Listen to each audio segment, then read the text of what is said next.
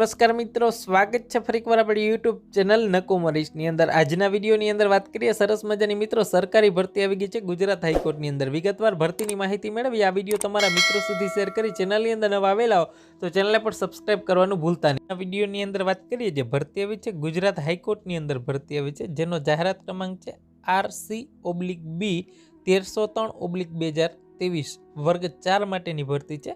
ગુજરાત હાઈકોર્ટની અંદર એટેન્ડન્ટ કમ કુક માટેની એટલે કે રસોઈયા માટેની ભરતી આવી છે વર્ગ 4ના કર્મચારી માટેની। વાત કરીએ ઓનલાઈન અરજી કરવાના સમયગાળાની વાત કરીએ, ફોર્મ ભરવાના શરૂ છે તારીખ 5/2/2024ના રોજ છે, બપોરે 12 વાગે શરૂ થશે।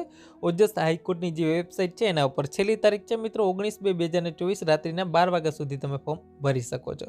રૂબરૂ મુલાકાતની વાત કરીએ મિત્રો, માર્ચ 2024ની અંદર રૂબરૂમાં બોલાવવામાં આવશે। એપ્રિલ 2024ની અંદર છે કુકિંગ ટેસ્ટ આપવામાં આવશે મિત્રો, ખાસ કરીને કુકિંગ ટેસ્ટ તમારી રહેશે, કુકિંગ સ્કિલ ટેસ્ટ। વાત કરીએ મિત્રો કક્ષા વાઇઝ જગ્યાઓ કેટલી છે મિત્રો, એટેન્ડન્ટ કમ કુક માટેની વાત કરીએ તો કુલ 18 જગ્યા છે, જેમાં 5 રેગ્યુલર છે ને 13 છે ફિક્સ પગારથી છે મિત્રો। 5 રેગ્યુલરની અંદર વાત કરીએ તો એમાં કેટલી જગ્યાઓ છે કક્ષા વાઇઝ એની જોઈ લઈએ આપણે। 5 જનરલમાં 4 જગ્યા છે મિત્રો, એસીબીસીની અંદર 1 જગ્યા છે મિત્રો, અને કુલ કહેવાય ને કે કક્ષા વાઇઝ છે જનરલ કેટેગરીની અંદર મહિલા માટે છે 1 જગ્યા છે, એક સર્વિસમેન માટે 1 જગ્યા છે ને પીએચ માટે 1 જગ્યા છે, બરાબર।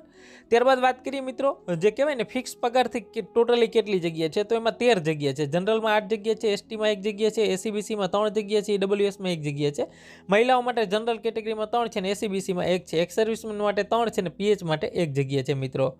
હવે વાત કરી દઈએ પગાર ધોરણ શું રહેશે મિત્રો, એની અંદર પગાર ધોરણની અંદર છે મિત્રો જે રેગ્યુલર પગાર છે તમારો 15,000 થી લઈને 47,600 રૂપિયા સુધી રહેશે। પગાર છે 15,000 થી શરૂ થશે અને ફિક્સ કર્મચારી માટે છે 14,800 રહેશે મિત્રો। હવે વાત કરીએ લાયકાત શું રહેશે, લાયકાતની વાત કરીએ જરૂરી લાયકાત છે મિત્રો માનનીય કહેવાય ને કે બોર્ડમાંથી ધોરણ 10મું પાસ હોવું જરૂરી છે, તેમજ ગુજરાતી હિન્દી ભાષાનું જ્ઞાન આવડવું જરૂરી છે, અને ઉમેદવારો માટે છે ખાસ કરીને કામનો જાણકાર હોવો જોઈએ, રસોઈ કામનો, બરાબર। રસોઈની વિવિધ સાધનો જેવા કે કહેવાય ને કે અલગ અલગ સાધનો છે એને ઓળખતા આવડવું જરૂરી છે, અલગ અલગ રસોઈ બનાવતા આવડવી પણ જરૂરી છે, બરાબર।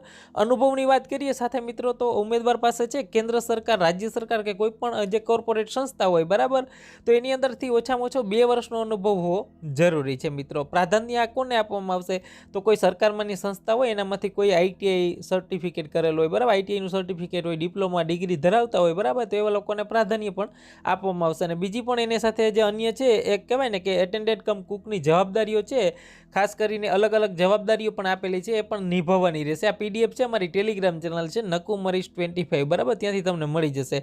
ઉંમર મર્યાદાની વાત કરીએ 18 વર્ષથી ઓછી ન હોવી જોઈએ, 35 વર્ષથી વધારે ન હોવી જોઈએ, એમાં પણ તમને કેટેગરી મુજબ છે અહીંયા બતાવેલું છે છૂટછાટ મળવા પાત્ર। વાત કરીએ પરીક્ષાની ફીની અંદર તો સામાન્ય કેટેગરી માટે 600 રૂપિયા છે, પ્લસ બેંકનો જે ચાર્જ લાગે એ, અનુસૂચિત જાતિ, અનુસૂચિત જનજાતિ, એસીબીસી છે, બરાબર, દિવ્યાંગ લોકો છે, માજી સૈનિક છે, અનામત વર્ગના લોકો છે, એના માટે 300 રૂપિયા છે મિત્રો।